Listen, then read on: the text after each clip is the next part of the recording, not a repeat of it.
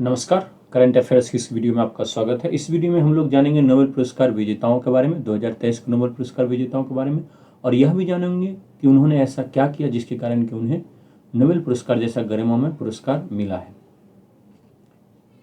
लेकिन उससे पहले एक भूल सुधार कर लेनी है मुझे। वह है कि पिछले वीडियो में मैंने एक प्रश्न पूछा था कि अब तक कितनी बार किसी महिला को नोबेल पुरस्कार से सम्मानित किया गया है। तो इसका उत्तर तो 65 होगा ही, वह मैंने कहा ही था। लेकिन भूल से यह बोला गया था कि 61 बार अर्थशास्त्र के नोबेल पुरस्कार मिला है, जो कि गलत जानकारी है। अर्थशास्त्र के लिए अभी तक बहुत ही कम बार मिला है, और कहें तो सबसे कम बार मिला है। केवल 3 बार किसी महिला को नोबेल पुरस्कार मिला है।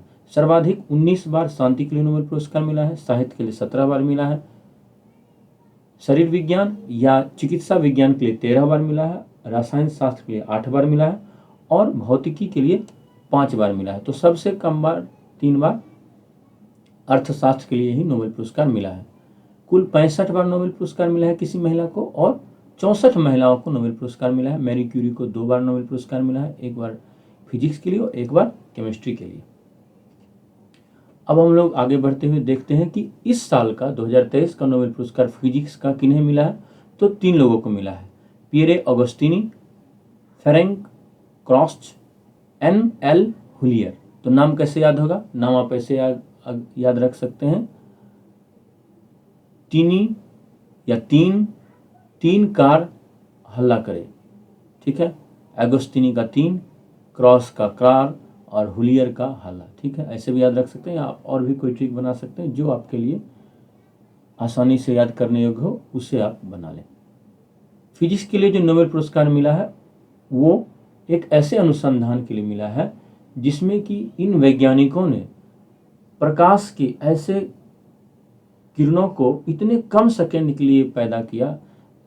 सेकंड के समझिए 1/10/18वें हिस्से, क्विंटिलियंथ हिस्सा जिसे हम लोग कहते हैं, उस हिस्से के लिए ही वह प्रकाश का पल्स निकलेगा, प्रकाश की किरण निकलेगी, और उसी पल में, उसी किरण में पदार्थ में जो इलेक्ट्रॉन होता है उसकी गतिविधि को या उसमें होने वाले परिवर्तनों को ये नाप पाते हैं।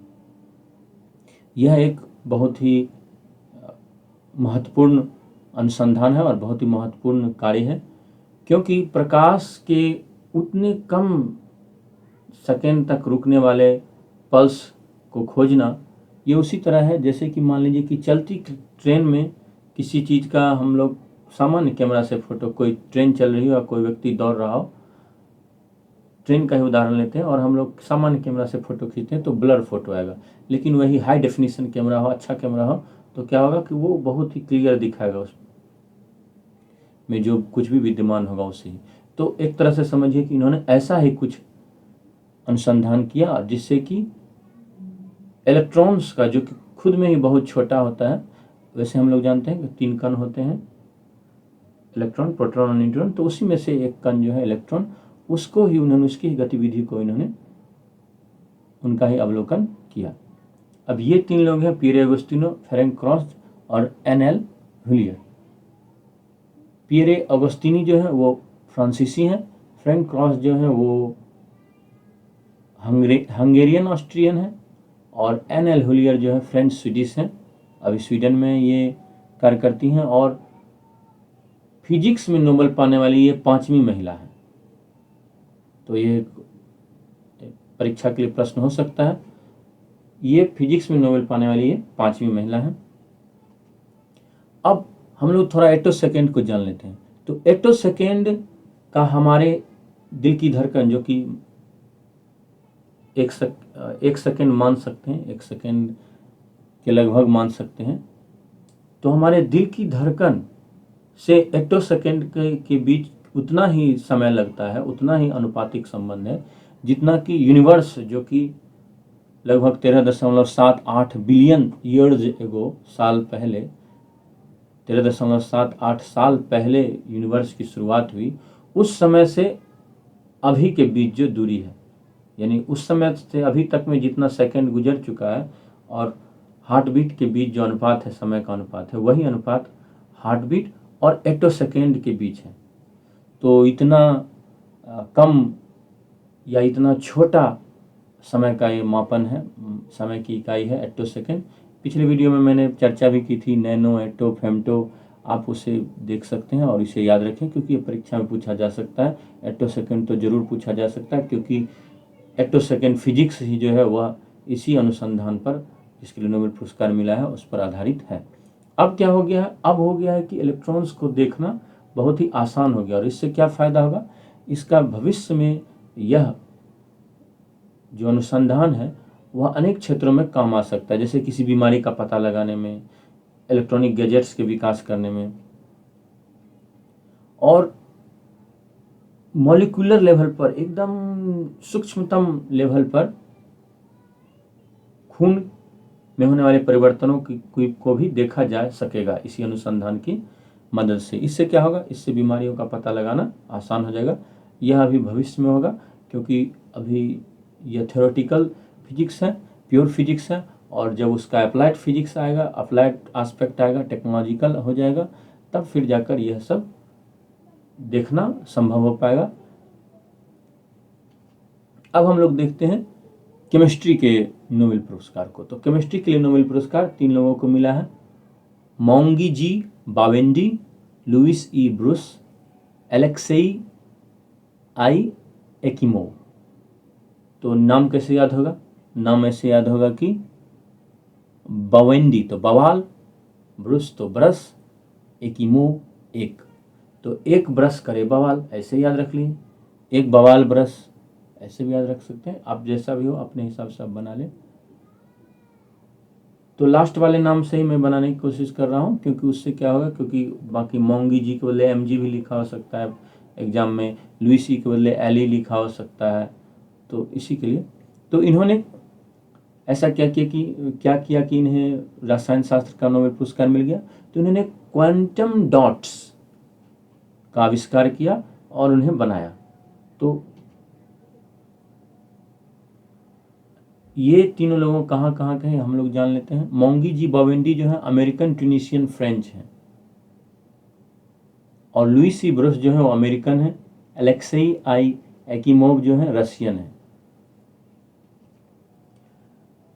इन्होंने जो क्वांटम डॉट्स बनाए हैं वो क्या है, वो नैनो पार्टिकल्स है। तो परीक्षा के लिए भी महत्वपूर्ण है कि नैनो 10⁻⁹ होता है नैनो। तो नैनो पार्टिकल्स होते हैं, बहुत ही छोटे नैनो पार्टिकल्स होते हैं, और नैनो पार्टिकल्स का स्तर पर क्या हो जाता है कि उनके साइज, यानी वो इतने छोटे होते हैं कि उनमें विशेष गुण आ जाते हैं, यानी साइज के हिसाब से वो छोटे हो जाते हैं। जैसे कहा गया है ना कि सतसैया के दोहरे जीव नावक के तीर, देखन में छोटन लगे घाव करे गंभीर। तो यही जो है वो सतसैया है, बिहारी सतसई पर कहा गया है। बिहारी जो हिंदी के कवि थे, रीतिकाल के महान कवि थे वे। तो यहाँ पर हम लोग आ जाते हैं केमिस्ट्री में।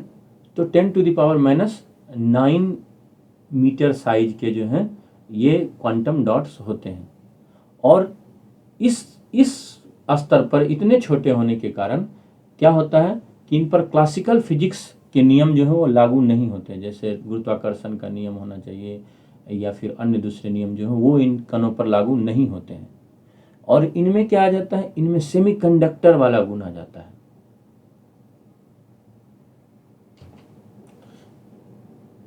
सेमीकंडक्टर क्या होता है, तो सेमीकंडक्टर एक ऐसा पदार्थ होता है जिसमें कि चालकता यानी कंडक्टिविटी जो होती है वह चालक और कुचालक, सुचालक और कुचालक दोनों के बीच की स्थिति की होती है। और इसके जैसे उदाहरण क्या क्या है, इसके उदाहरण है सिलिकन, जर्मेनियम, गैलियम आर्सेनाइड, ये सब जो है वो सेमीकंडक्टिंग मटेरियल्स हैं, सेमीकंडक्टर्स हैं, सेमीकंडक्टर एलिमेंट्स हैं।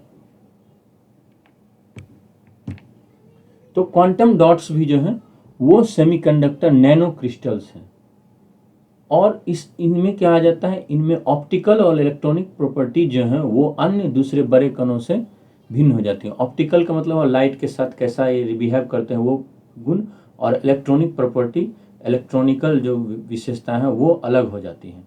अब अगर एक क्वांटम डॉट की हम लोग तुलना करें तो जो अनुपात पृथ्वी के साथ फुटबॉल का है, किसी फुटबॉल का है, वही अनुपात फुटबॉल के साथ एक क्वांटम डॉट का है।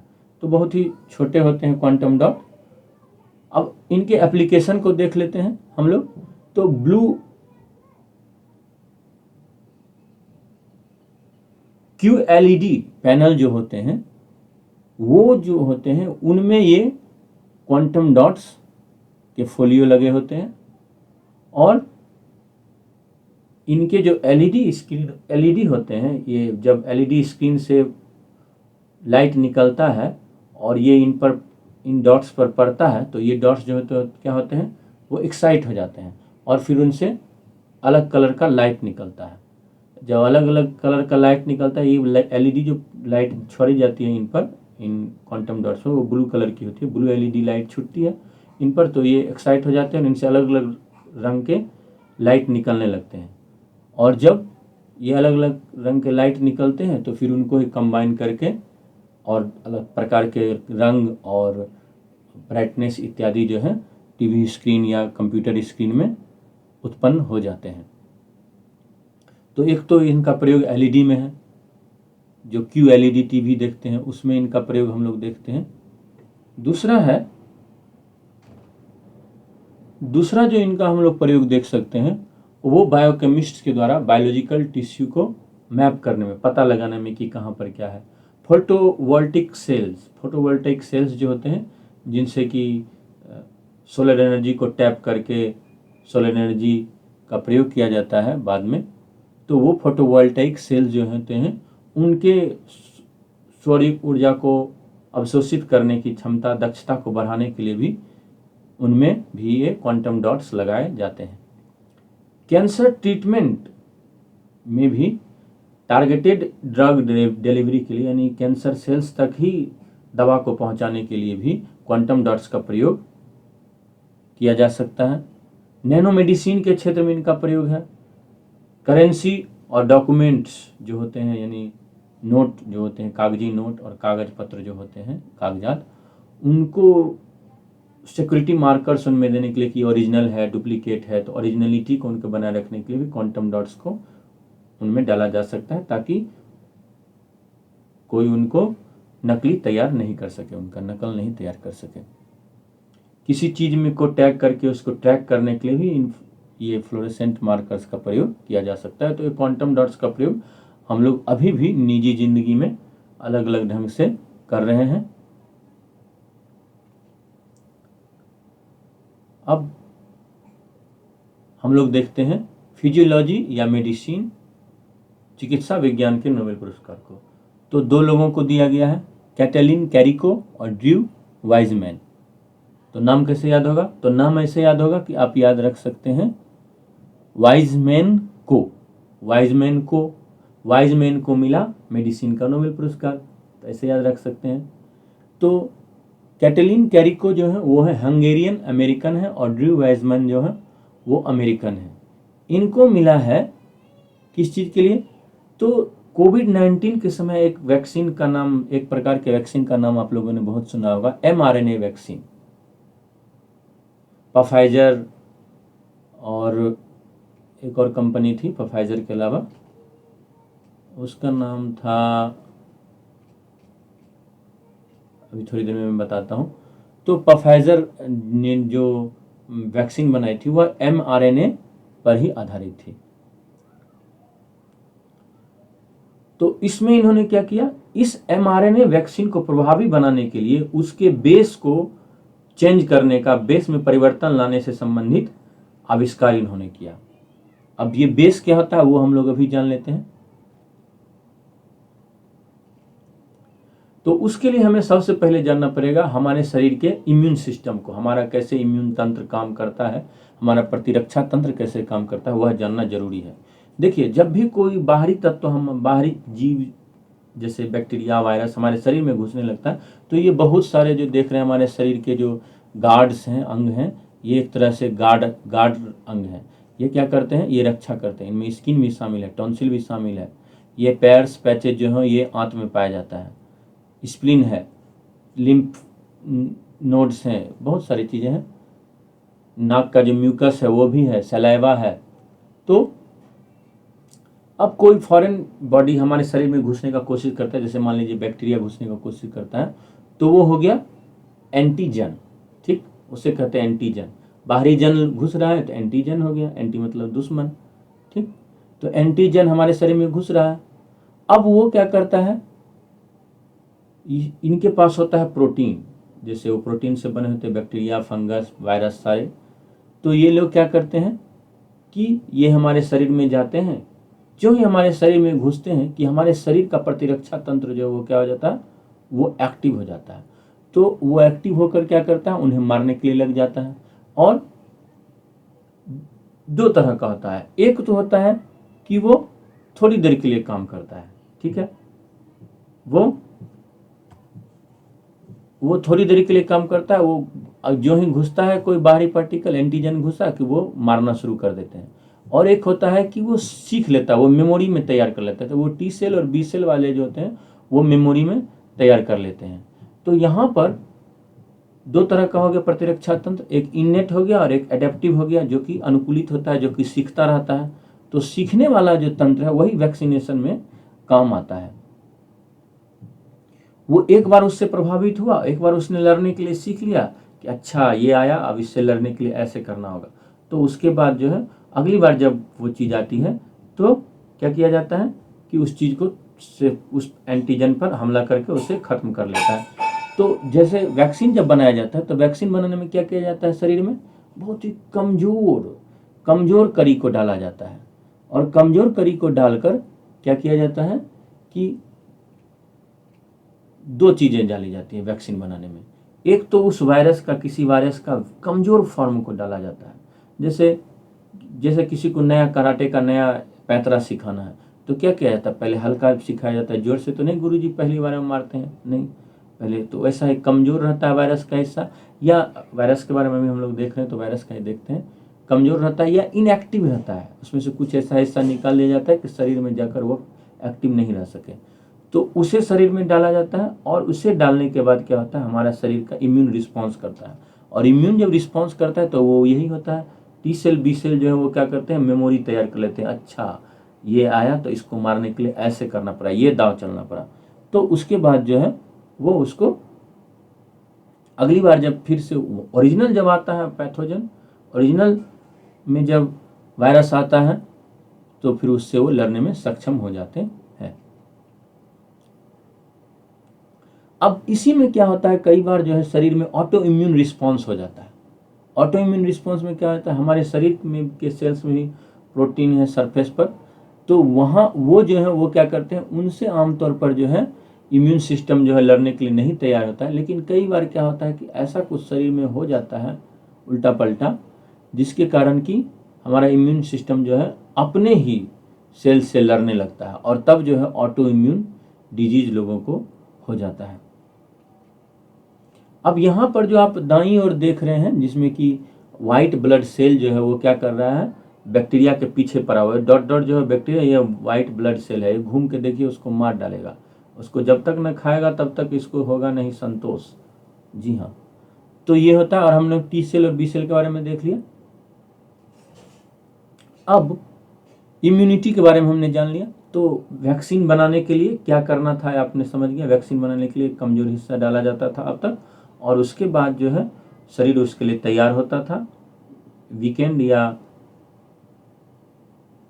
वीकेंड जो वायरस का पार्ट होता था वो डाला जाता था और फिर इनएक्टिव पार्ट डाला जाता था और शरीर को टी सेल और बी सेल में मेमोरी तैयार हो जाता था और फिर शरीर उस वायरस से लड़ने के लिए या उस बैक्टीरिया से लड़ने के लिए सक्षम हो जाता था। यही वैक्सीन ऐसे ही काम करता था। अब थोड़ा सा और जानना जरूरी है, वह है डीएनए और आरएनए के बारे में।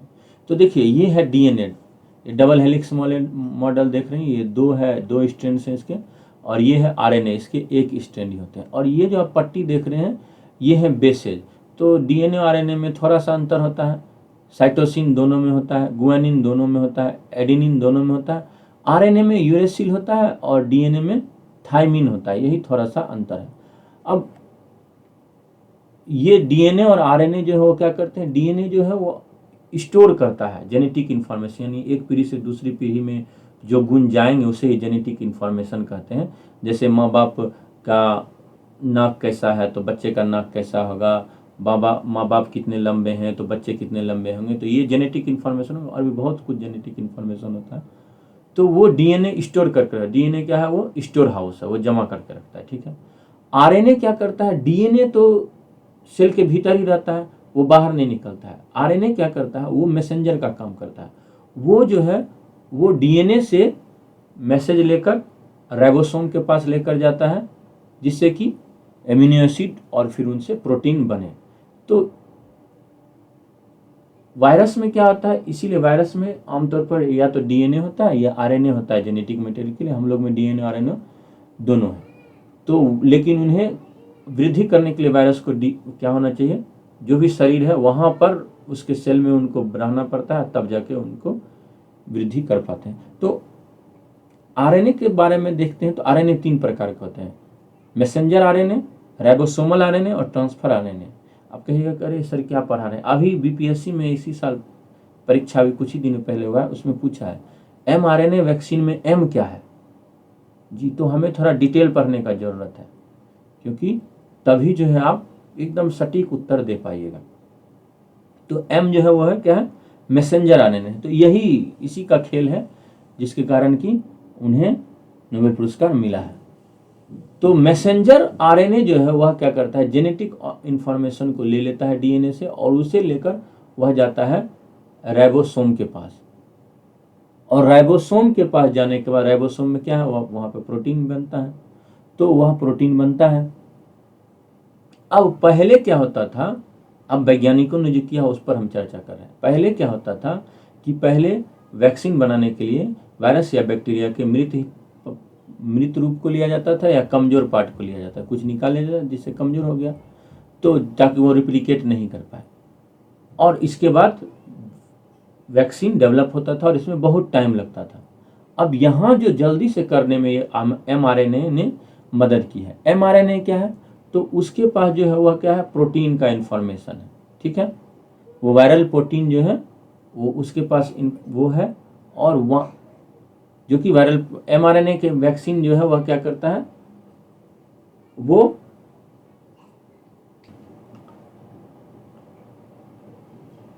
mRNA वैक्सीन इस तरह से काम करता है कि वह वायरल प्रोटीन से मिलता जुलता एक mRNA पीस को, mRNA के टुकड़े को वो क्या करता है, हमारे शरीर में इंट्रोड्यूस करा देता है। तो वो प्रोटीन एक इंट्रोड्यूस हो गया हमारे शरीर में।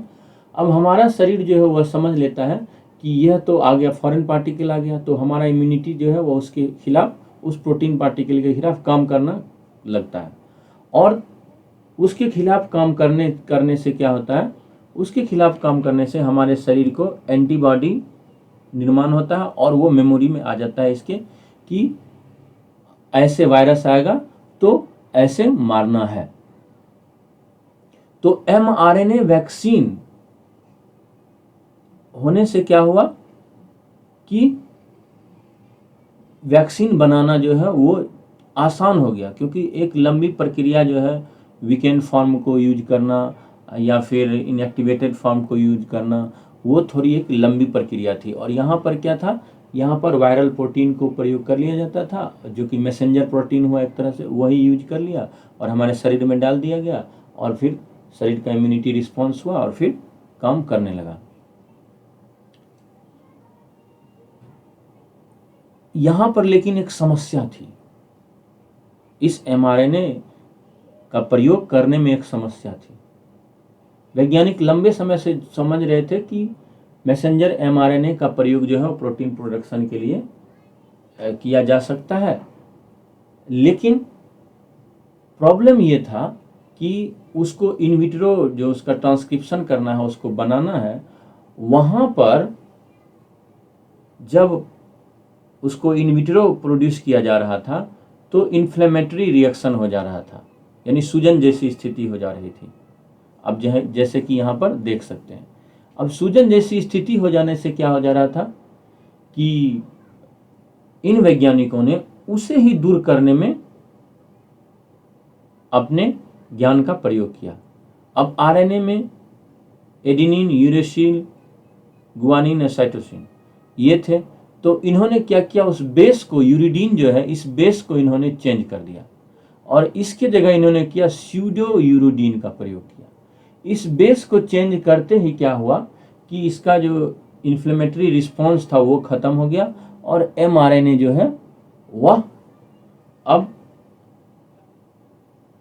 उसकी डिलीवरी जो है वो प्रोटीन प्रोडक्शन के लिए होने लगी और अच्छे से होने लगी। और कोविड-19 के आने के बाद जो है एमआरएनए वैक्सीन का उत्पादन भी संभव हो पाया, क्योंकि यहाँ पर बेस जब मॉडिफाई कर दिया गया था तो इनको जल्दी जल्दी इनका उत्पादन करना संभव हो पाया, क्योंकि उससे पहले क्या हो जा रहा था, उससे पहले इन्फ्लेमेटरी रिस्पॉन्स हो जा रहा था, इन्फ्लेमेशन हो जा रहा था और फिर वो कोई टीका नहीं बन सकता था।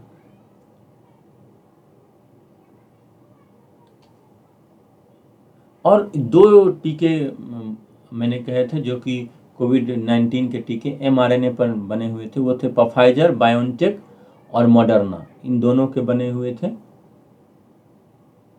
जो कि एमआरएनए पर ही बेस्ड थे।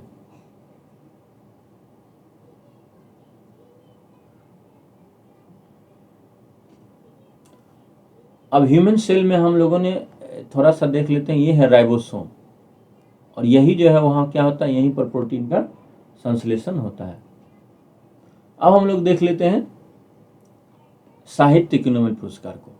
तो साहित्य के लिए नोबेल पुरस्कार मिला है जॉन फोसे को, जो कि नॉर्वेजियन ऑथर हैं, नॉर्वे के एक लेखक हैं।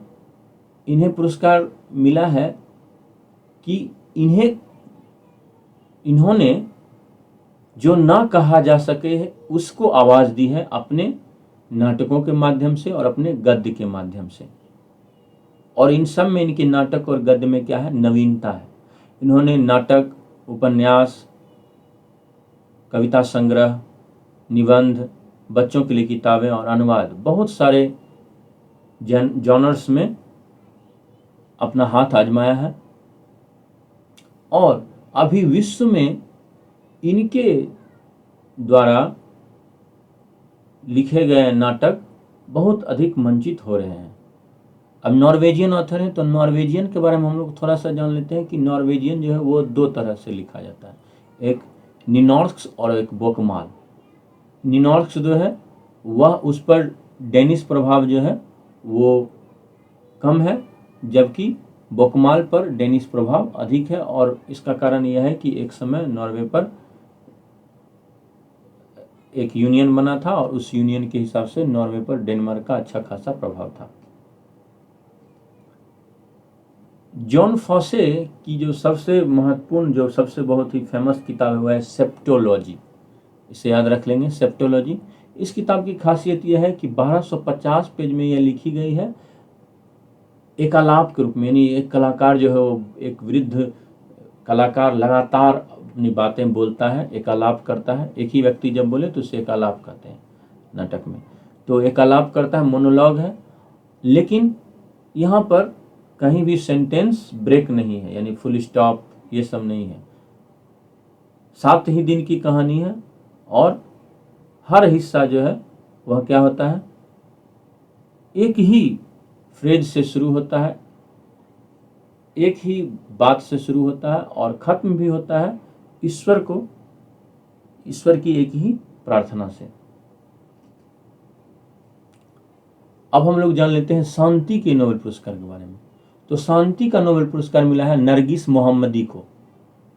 इन्हें मिला है ईरान में महिलाओं के ऊपर जो दमन हो रहा है उसके खिलाफ लड़ने के लिए और मानवाधिकार को बढ़ावा देने के लिए और सबों की स्वतंत्रता के लिए लड़ने के लिए।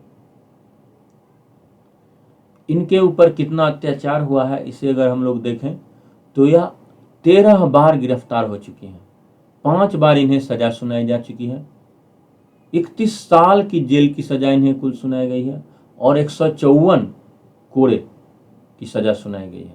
जी हाँ, ईरान और इस्लामिक देशों में कोड़े मारने की भी सजा है।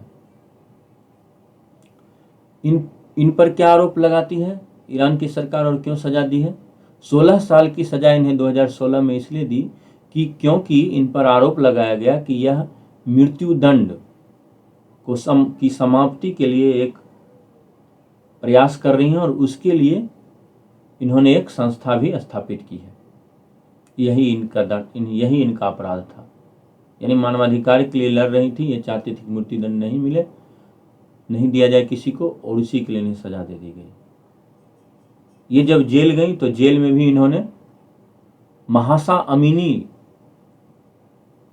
की मरने के बाद जो एंटी हिजाब प्रोटेस्ट हुए थे, विरोध हुए थे ईरान में, और उसके कारण जो महिलाएं बंद हुई थी, उनकी स्थिति को देखा। बहुत ही बुरी स्थिति थी उनकी। उन्हें अकेले में जेल में बंद कर दिया जाता था और उन्हें तरह तरह की यातनाएं दी जाती थी। उन सब को इन्होंने लिखा और उन्होंने एक किताब की शक्ल दी उसे। उस किताब का नाम है व्हाइट टॉर्चर, ईरानी महिला कैदियों का साक्षात्कार। तो व्हाइट टॉर्चर ये याद रखेंगे। ये defenders of human rights centre नाम की संस्था की उपाध्यक्ष हैं, और इसकी जो अध्यक्ष हैं इस संस्था की वह शिरीन इबादी, जिन्हें 2003 में नोबेल शांति पुरस्कार मिला था। तो ये ईरान की हैं। नरगिस मोहम्मदी अभी जेल में हैं और इन्हें नोबेल शांति पुरस्कार मिला है। अब हम लोग देख लेते हैं इकोनॉमिक्स का पुरस्कार, अर्थशास्त्र का पुरस्कार। तो अर्थशास्त्र के पुरस्कार को मैंने पिछले वीडियो में हम लोगों ने देखा था कि Sveriges Riksbank Prize in Economic Sciences in Memory of Alfred Nobel, ये कहा जाता है पूरा कि अल्फ्रेड नोबेल की याद में आर्थिक विज्ञान में स्वेरिगेस रिक्स बैंक पुरस्कार ये मिला है क्लॉडिया गोल्डिन को, जो अमेरिका की अर्थशास्त्री हैं। और इन्होंने क्या किया है ऐसा जिसके लिए इन्हें मिला है? तो इन्होंने श्रम बाजार में, महिलाओं के श्रम बाजार में जो परिणाम होते हैं उन्हें समझने में हमारी मदद की है। अब इन्होंने यह भी बताया कि यह जो स्ट्रक्चरल चेंज जो हुए हैं 20वीं शताब्दी में, उसके साथ ही फिर क्या हुआ, महिलाओं की भागीदारी जो है श्रम बाजार में वह बढ़ी है। उसका कारण क्या था? अब उद्योग प्रधान समाज जो था वह क्या हुआ, इंडस्ट्रियल सोसाइटी हुआ, तो उसमें मैन्युफैक्चरिंग सेक्टर था। अब क्या हुआ, सर्विस सेक्टर का विकास हुआ, सेवा क्षेत्र का विकास हुआ। उसके साथ ही महिलाओं की भागीदारी जो है वह क्या हुई, वह बढ़ी। और इसके साथ ही यह जो स्ट्रक्चरल चेंज था,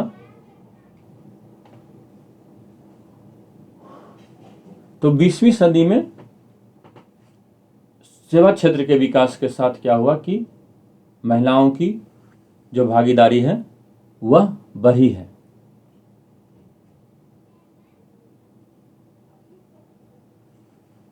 इसके साथ ही उन्होंने बताया कि महिलाओं की जो शैक्षणिक स्थिति है, शैक्षणिक स्तर है, वो लगातार बढ़ा है 20वीं शताब्दी में। और इसके पीछे कॉन्ट्रासेप्टिव पिल्स का एक बहुत बड़ा योगदान रहा है, क्योंकि इससे उनको कैरियर प्लानिंग करने में, अपने कैरियर का योजना बनाना थोड़ा आसान हो गया है गर्भनिरोधक दवाओं के कारण। लेकिन आधुनिकीकरण, आर्थिक विकास और कार्यरत महिलाओं के अनुपात में लगातार वृद्धि के बावजूद भी 20वीं सदी ने लंबे समय तक पुरुषों और महिलाओं के बीच आय का अंतर जो है वो बना हुआ रहा है। और इसका सबसे बड़ा कारण यह है कि बहुत ही कम उम्र के में शैक्षणिक निर्णय लेने होते हैं। वो कम उम्र के जो शैक्षणिक निर्णय होते हैं वो आय के अंतर को निर्धारित करते हैं। और ऐतिहासिक रूप से यह जो जेंडर गैप है, यानी पुरुषों और स्त्रियों के बीच में जो कमाई का अंतर है, उसकी व्याख्या हम इस रूप में कर सकते हैं कि शिक्षा में अंतर और जो कार्य क्षेत्र है उसमें अंतर, कौन सा व्यवसाय है उसमें अंतर के कारण ही आय में भी अंतर दिखता है। लेकिन अब अभी जो स्थिति है वह यह है कि एक ही व्यवसाय में महिला और पुरुषों के बीच जो है आय के बीच जो है अंतर है, और यह अंतर मुख्य रूप से तब उत्पन्न होता है जब महिला पहले बच्चे को जन्म देती है, उसके बाद उसे गैप लेना पड़ता है, ब्रेक लेना पड़ता है, और इसके कारण वह क्या हो जाती है, अपने कलीग से पीछे हो जाती है। तो इस तरह से हम लोग देखते हैं कि इस महान अर्थशास्त्री क्लॉडिया गोल्डविन ने यह भली भांति समझाने का प्रयास किया है कि किस तरह आर्थिक प्रणाली के परिवर्तन से, एग्रीकल्चर से इंडस्ट्रियल सोसाइटी और इंडस्ट्रियल से फिर सर्विस सेक्टर इकोनॉमी होने से महिलाओं की शिक्षा में परिवर्तन हुआ, महिलाओं के आय में परिवर्तन हुआ, महिलाओं के श्रम में भागीदारी में परिवर्तन हुआ, और किस प्रकार से हम जेंडर गैप को कम कर सकते हैं आय के मामले में।